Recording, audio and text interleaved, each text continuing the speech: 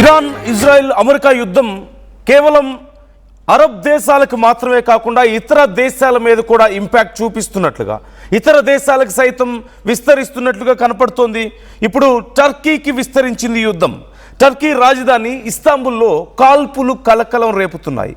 Israel consulate సమీపంలో ఈ కాల్పులు జరిగాయి. 3 ప్రాణాలు కోల్పోయారు. ఒకరికి తీవ్ర గాయాలైనట్లుగా తెలుస్తోంది. మరణించిన వారిలో 2 దాడి చేసిన దుండగులు ఉన్నారు. మరొకరు ఎవరనేది ఇంకా క్లారిటీగా తెలియాల్సి ఉంది. ఈ కాల్పుల్లో 2 టర్కీ పోలీస్ అధికారులు కూడా గాయాలైనట్లుగా తెలుస్తోంది. లాంగ్ బ్యారెల్ గన్స్తో దుండగులు ఈ కాల్పులకు పాల్పడ్డారు. ఈ నేపథ్యంలో భద్రతా దళాలు ఎదురు కాల్పులకు దిగాయి. ఈ కాల్పుల్లో దుండగులు హతమైనట్లుగా తెలుస్తోంది. ఇరాన్కి సంబంధించిన వ్యక్తులుగా పోలీసులు అనుమానాలు వ్యక్తం చేస్తున్నారు. ఇజ్రాయెల్ రాయబార కార్యాలయ లక్ష్యంగా ఇరాన్ దాడులు చేస్తుండడం ఇప్పుడు అందరినీ షాక్కి గురి చేస్తోంది. అంటే యుఎస్ అటాక్ చేస్తుంది, ఇజ్రాయెల్ అటాక్ చేస్తుంది ఇరాన్ మీద. ఇరాన్ ఈ దేశాలకు సంబంధించిన మిత్ర దేశాల మీద అటాక్ చేయడాన్ని మనం చూసాం. కానీ ఇతర దేశాలకి సైతం ఇప్పుడు ఇవి వ్యాపించడం సంచలనం రేపుతోంది. రాయబార కార్యాలయం మీద వరుస దాడులతో అమెరికాపై మరింత ఒత్తిడి తీసుకురావాలని కూడా ప్లాన్ చేస్తోంది. మొన్న మధ్య ఇరాక్లో ఉన్నటువంటి కార్యాలయాల మీద కూడా దాడులు జరగడం, అక్కడ ఉన్నటువంటి అమెరికా ప్రజల్ని కిడ్నాప్ చేస్తారంటూ అమెరికా హెచ్చరించడం, జాగ్రత్తగా ఉండాలంటూ కొన్ని డైరెక్షన్స్ ఇవ్వడం మనం చూసాం. ఇప్పుడు జరిగినటువంటి ఘటనకు సంబంధించి మీరు చూడొచ్చు, అదిగో అక్కడ గన్ పట్టుకున్న ఒక వ్యక్తి కాల్పులు జరపడాన్ని మీరు గమనించవచ్చు. అయితే అక్కడ కాల్పులు జరిగినటువంటి ఇజ్రాయెల్ కాన్సులేట్లో ఆ సమయంలో ప్రజలు లోపల ఎవరూ లేకపోవడం కొంతవరకు ప్రాణ నష్టాన్ని తగ్గించింది అని చెప్తున్నారు. You can see there long barrel guns పట్టుకొని వాళ్ళు బస్సుల చాటున, కార్ల చాటున ఉంటూ దాడి చేసే ప్రయత్నం చేయడం. అక్కడ ఉన్నటువంటి పోలీసులు కూడా మీరు చూడొచ్చు, పోలీసులు ఎదురు కాల్పులు చేయడాన్ని మీరు చూస్తున్నారు. ఆ సందర్భంలో ఆ కాల్పులు జరిపిన వాళ్ళలో మొత్తం 3 కాల్పులు జరిపినట్లుగా మనకు సమాచారం అందుతుంది. వారిలో 1 లేదా 2 ప్రాణాలు కోల్పోయి ఉండొచ్చు అంటూ చెప్తున్నారు. ఇంకా క్లారిటీగా మనకి క్లారిటీ రావాల్సి ఉంది. 1 2 అనేది ఇంకా క్లారిటీ రావాల్సి ఉంది. ఒకరైతే ఖచ్చితంగా ప్రాణాలు కోల్పోయారని చెప్తున్నారు. మరొక 2ని తీవ్ర గాయాలతో పోలీసులు ఇప్పటికే అదుపులోకి తీసుకున్నారని, అందులో ఒక వ్యక్తి కండిషన్ ఎయిదర్ చాలా సివియర్గా ఉంది లేదా మృతి చెంది ఉండొచ్చు అని కూడా చెప్తున్నటువంటి పరిస్థితి కనపడుతోంది. ఇప్పుడు వారిని విచారిస్తున్నారు. వాళ్ళ సోర్స్ ఏంటి, వాళ్ళ రిసోర్సెస్ ఎక్కడి నుంచి వచ్చాయి అనేది కూడా విచారిస్తున్నారు. అయితే ప్రాథమికంగా ఇప్పటికీ మనకు తెలుస్తున్నటువంటి సమాచారం ప్రకారం, అక్కడ అధికారులు చెప్తున్న దాని ప్రకారం చూస్తే ఇది ఇరాన్ పని అంటూ చెప్తున్నారు. ఇజ్రాయెల్ కార్యాలయం మీద దాడి చేయాల్సిన అవసరం ఇంకెవరికైనా ఎందుకుంటుంది? అందులోనూ ఈ వార్ జరుగుతున్న సమయంలో ఇరాన్నే ఖచ్చితంగా ఈ పని చేసింది అంటున్నారు. అయితే ఇరాన్ నుంచి డైరెక్ట్గా సోల్జర్స్ అక్కడికి వెళ్ళారా అంటే లేదు. మనందరికీ తెలుసు ఇరాన్కి ప్రాక్సీ గ్రూప్స్ ఉన్న విషయం మనకి తెలిసిందే.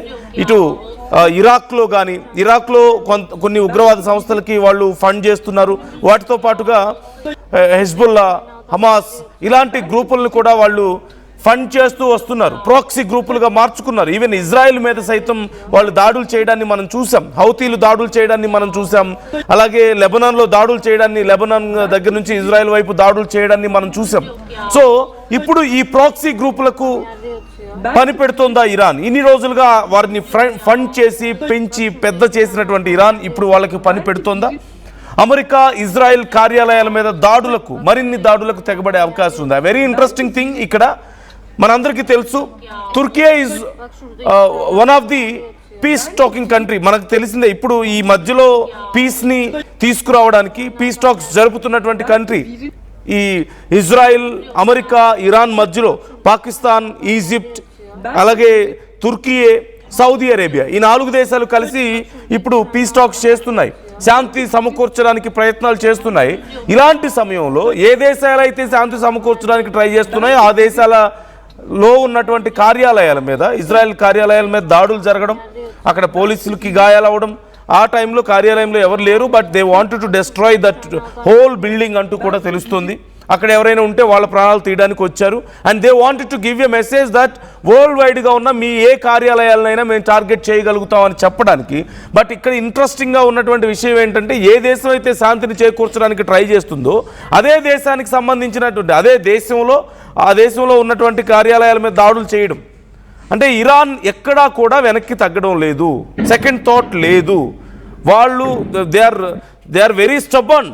వాళ్ళు కావాలనుకున్నటువంటి టార్గెట్స్ని రీచ్ అవ్వడానికి ఎంతకైనా తెగిస్తున్నటువంటి పరిస్థితి కనపడుతుంది. ఈ నేపథ్యంలో ఇప్పుడు ఆ ముగ్గురులో ఒకరు ప్రాణాలు కోల్పోయారు, మరొకరికి చాలా సీరియస్గా ఉంది, లేదా ఇప్పటికే ప్రాణాలు కోల్పోయి ఉండొచ్చు అంటున్నారు. ఇంకా క్లారిటీ రావాల్సి ఉంది. అండ్ మరొకరి పరిస్థితి కొంత గాయాలతో ఉన్నారు. ఇప్పుడు వారిని విచారిస్తున్నట్లుగా కూడా పట్టుకున్నట్లుగా తెలుస్తోంది. అయితే ఆ చుట్టుపక్కల ప్రాంతాలన్నీ కూడా ఇప్పటికే హై అలర్ట్ చేశారు. ఇంకా ఎవరైనా వీరితో నెట్వర్క్లో ఉన్నారా, వీరికి ఎవరు గైడెన్స్ ఇస్తున్నారు, వీరికి వెపన్స్ ఎక్కడి నుంచి వచ్చాయి, ఎక్కడి నుంచి వచ్చారు, ఇంకా ఎంతమంది ఉన్నారు అనే దానికి సంబంధించి కూడా ఇప్పుడు టర్కీ వాళ్ళందరినీ కూడా ఏరివేసే పనిలో ఉన్నట్లుగా తెలుస్తోంది. ఈ నేపథ్యంలో మరి టర్కీ ఎలా రెస్పాండ్ అవుతుంది తుర్కీ విషయంలో? అంటే ఓవైపు మేము మీకు శాంతిని చేకూర్చడానికి ట్రై చేస్తుంటే మా మీద దాడులు ఎలా చేస్తారని చెప్పి ఖచ్చితంగా టర్కీ సీరియస్ అయ్యే అవకాశం కనిపిస్తుంది. మరోవైపు ఇప్పటికే మనం చూసాం ఇరాక్లో ఉన్నటువంటి ఈ ఇజ్రాయెల్కి సంబంధించినటువంటి కార్యాలయాల మీద, యుఎస్కి సంబంధించినటువంటి కార్యాలయాల మీద దాడులు జరగడాన్ని మనం చూసాం. ఈవెన్ అక్కడ ఉన్నటువంటి కొన్ని ఉగ్రవాద సంస్థలు ఈ దాడులకి పాల్పడినట్లుగా తెలిసింది. అలాగే అమెరికాకి సంబంధించిన కొంతమందిని ఇప్పటికే అదుపులోకి తీసుకోవాలని కూడా వాళ్ళు ప్రయత్నిస్తున్నారంటూ కూడా తెలుస్తోంది. వీలైనంత మంది అమెరికా పౌరుల్ని బందీలుగా పట్టుకోవాలని ఇరాన్ చూస్తున్నట్లుగా తెలుస్తోంది. సో ఇది ఇక్కడితో ఆగే పరిస్థితి కనిపించడం లేదు.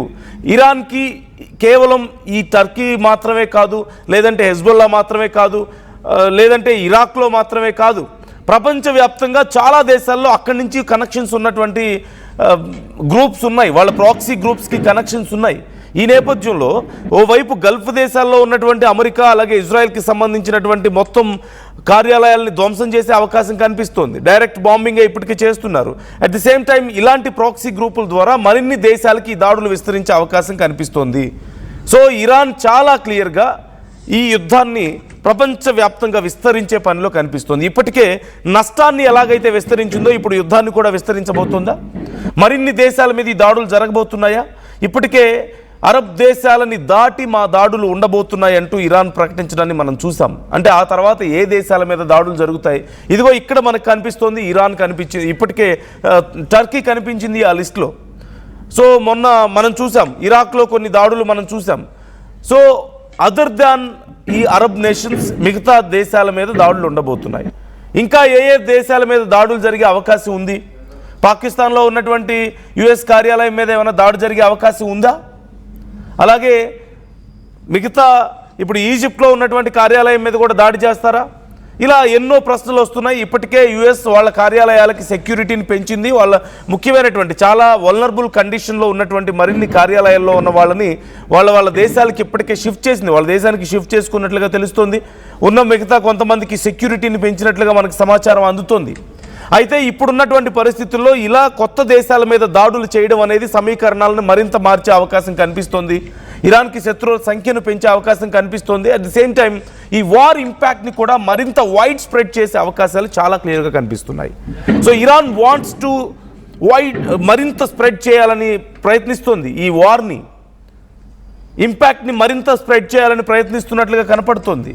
అండ్ ఇప్పటికే దానికి సంబంధించిన సిగ్నల్స్ మనకు కనిపిస్తున్నాయి. అండ్ ఇజ్రాయెల్ ఈ నేపథ్యంలో చాలా సీరియస్గా రెస్పాండ్ అవుతున్నట్లుగా తెలుస్తోంది.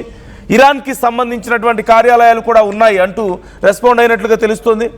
ఈ నేపథ్యంలో ఇప్పుడు ఇజ్రాయెల్ కనుక ఒకవేళ వేరే దేశాల్లో ఉన్నటువంటి ఇరాన్ కార్యాలయాల మీద దాడులు చేయడం మొదలు పెడితే సో ఎంత భయంకరమైనటువంటి డిస్ట్రక్షన్ ఉంటుందో, ఎన్ని ప్రాణాలు పోతాయో, అండ్ ఎన్ని దేశాలకి ఈ ఇంపాక్ట్ మరింత పాకబోతోంది అనడానికి ఇది ఒక ఎగ్జాంపుల్గా మనకు కనిపిస్తోంది.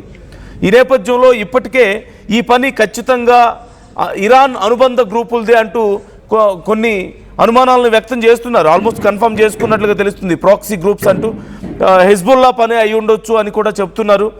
అలాగే హమాస్ అండ్ ఐఎస్ఐఎస్తో కూడా వీళ్ళకి లింక్స్ ఎక్కువగా ఉన్న నేపథ్యంలో ఈ ఉగ్రవాద సంస్థల్లో దీనికి సంబంధించినటువంటి మరిన్ని కాంటాక్ట్స్ చాలా దేశాల్లో కూడా ఉన్న నేపథ్యంలో మరిన్ని దాడులు జరిగే అవకాశం ఉంది అంటూ ఇప్పటికే ఇజ్రాయెల్ యుఎస్ జాగ్రత్తలు పడుతున్న పరిస్థితి కనపడుతోంది. మరోవైపు ఇరాన్కి సంబంధించిన మరిన్ని కార్యాలయాల మీద సైతం దాడులు జరిగే అవకాశాలు కనిపిస్తున్నాయి. సో ఇరాన్ దూకుడు చాలా ఎక్కువగా కనిపిస్తోంది. ఇక్కడ ఇరాన్ ఓవైపు అమెరికా హెచ్చరికలు జారీ చేస్తూ ఇరాన్లో ఉన్నటువంటి కీలక ప్రాంతాలను ధ్వంసం చేసే పనిలో ఉంటే ఇరాన్ సైతం అంతే దూకుడుతో గల్ఫ్ దేశాల మీద దాడులు చేస్తోంది. ఇప్పటికే మరొక కార్గో షిప్ని సైతం ధ్వంసం చేసినట్లుగా తెలుస్తోంది. అలాగే అరబ్ దేశాల్లో ఉన్నటువంటి మరిన్ని కార్యాలయాల మీద మేము దాడులు చేస్తామని చెప్పింది. ఇప్పుడు టర్కీలో ఉన్నటువంటి ఈ కార్యాలయం మీద దాడి చేసింది. ఇంకా మరిన్ని వాళ్ళ ప్రాక్సీ గ్రూపులను ఉపయోగించుకొని మరిన్ని దాడులు చేయడానికి కూడా అవకాశం కనిపిస్తోంది అంటున్నారు. సో ఇరాన్ స్ట్రాటజీ చాలా క్లియర్గా ఉంది. పోతే మా ఒక్కరితో కాదు, మీకు సంబంధించి ఇప్పుడు మీ మీద డైరెక్ట్గా ల్యాండ్ అవ్వకపోయినా మా బాంబ్స్ యుఎస్ మీద డైరెక్ట్గా ల్యాండ్ అవ్వడానికి అవకాశం లేదు. ఆల్మోస్ట్ 11,000 కిలోమీటర్స్ కంటే ఎక్కువగా డిస్టెన్స్లో ఉంది యుఎస్. సో యుఎస్ని డైరెక్ట్గా టార్గెట్ చేయలేని పరిస్థితుల్లో వాళ్ళ మిత్ర దేశాలను టార్గెట్ చేస్తూ వస్తున్నారు.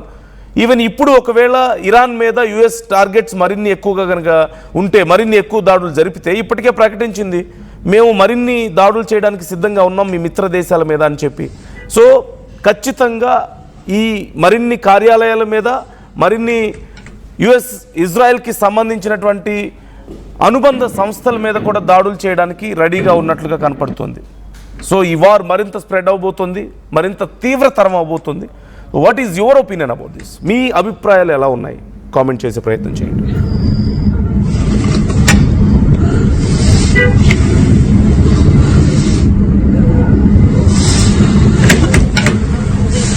Adam yerli yatıyor. Bence biri